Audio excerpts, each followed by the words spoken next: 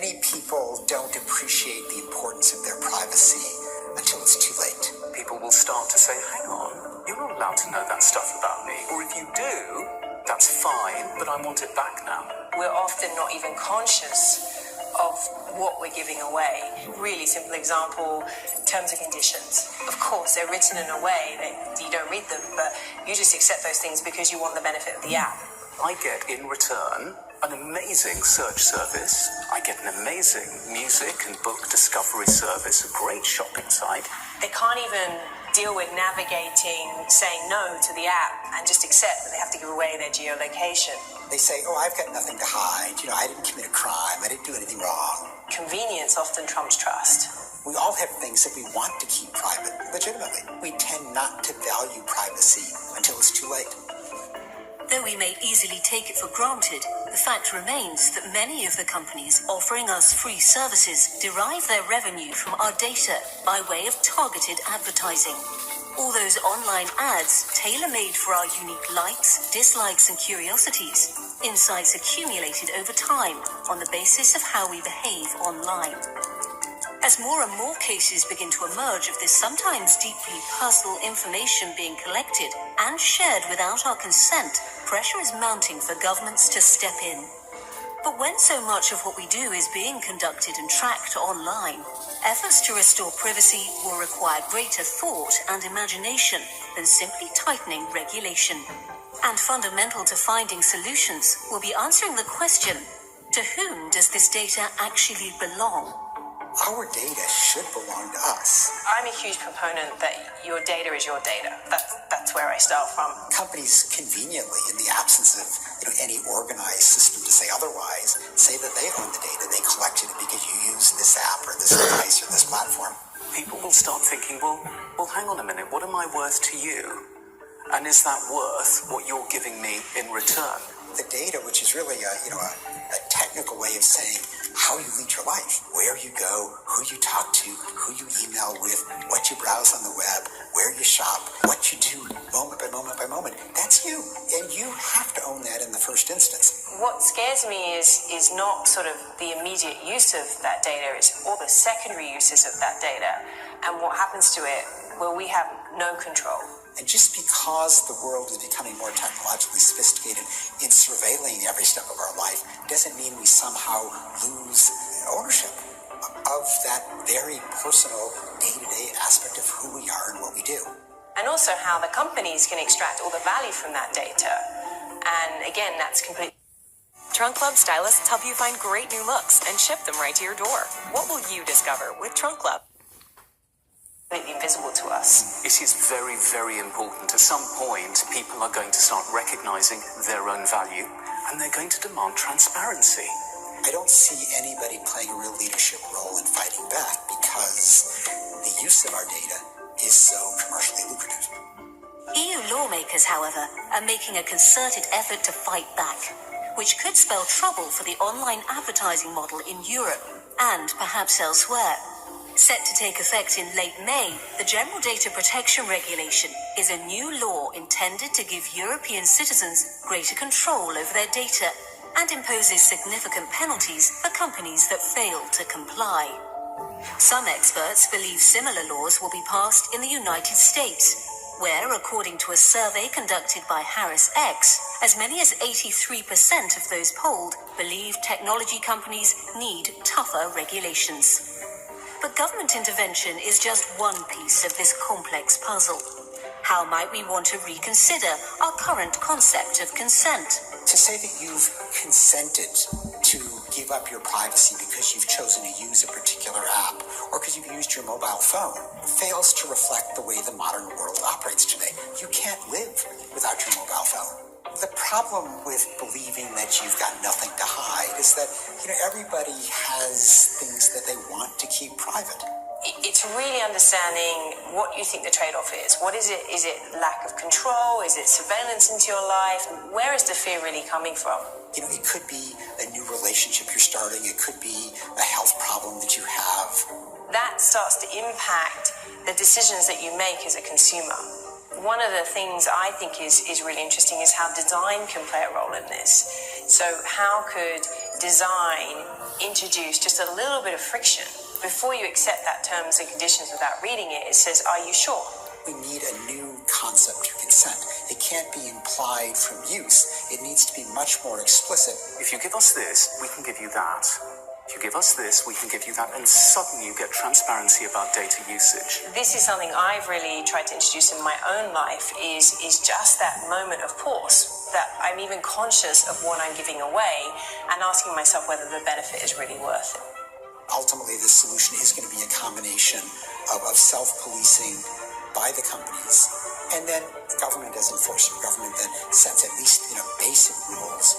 It is a bit of the fox guarding the hen house, because governments are incredibly intrusive. It's not a great situation. Is there anything we as individuals can do to regain just a degree of privacy?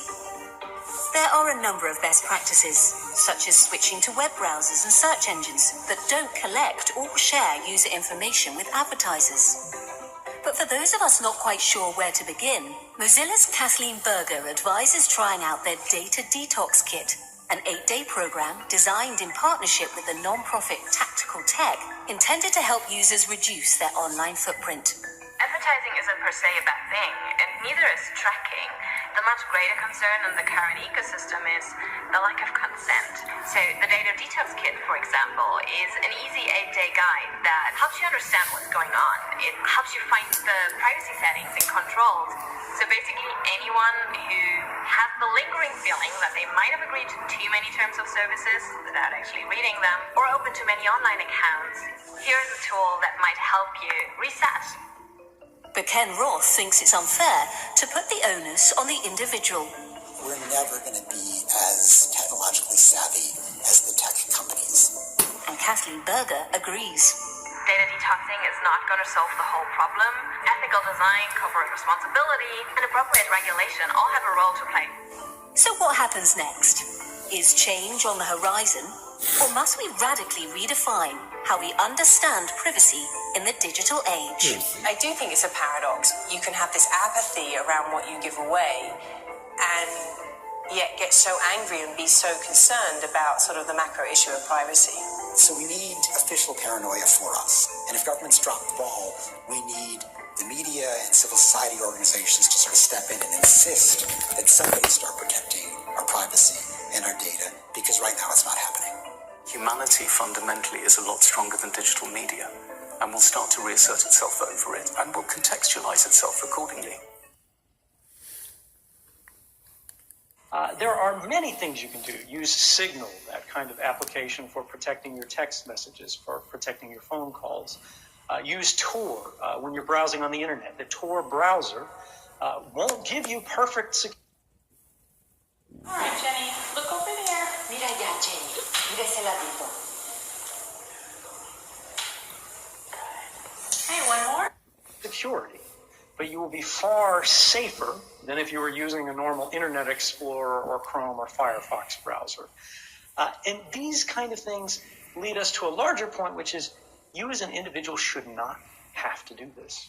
You should not have to make these decisions. You should not have to study to be safe using the devices that you rely upon every day. And this means you have to be political. You have to talk about these Time to things. stand up, brothers and You have sisters. to recognize, right, that when somebody says, don't worry about this, it doesn't matter.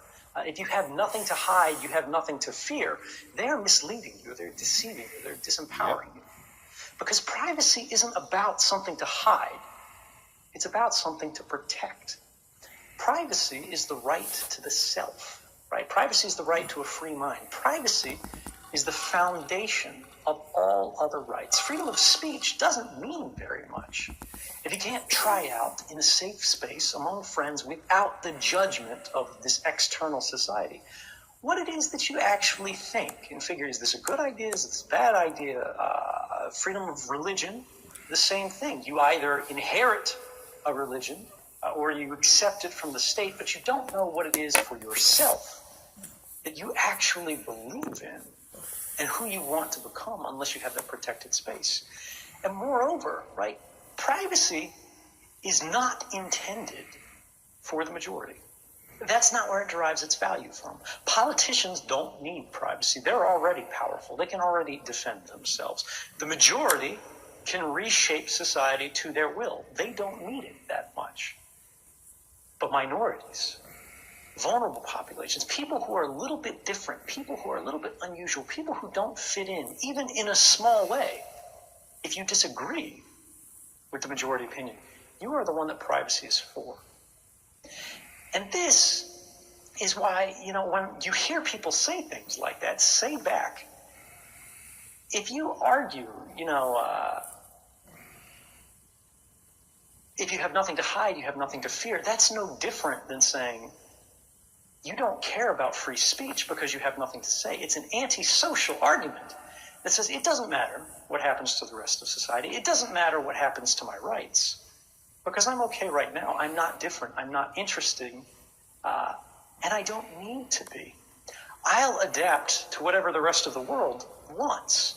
And what you're saying is, I don't want freedom. I don't want liberty. I just want to be. And while you might agree with that, I think we can be better. I think we can do more. And I think we should. I think the rights that we inherited are a blessing, something that we should protect and defend and ensure that not just this generation, but every other generation enjoys. That and more.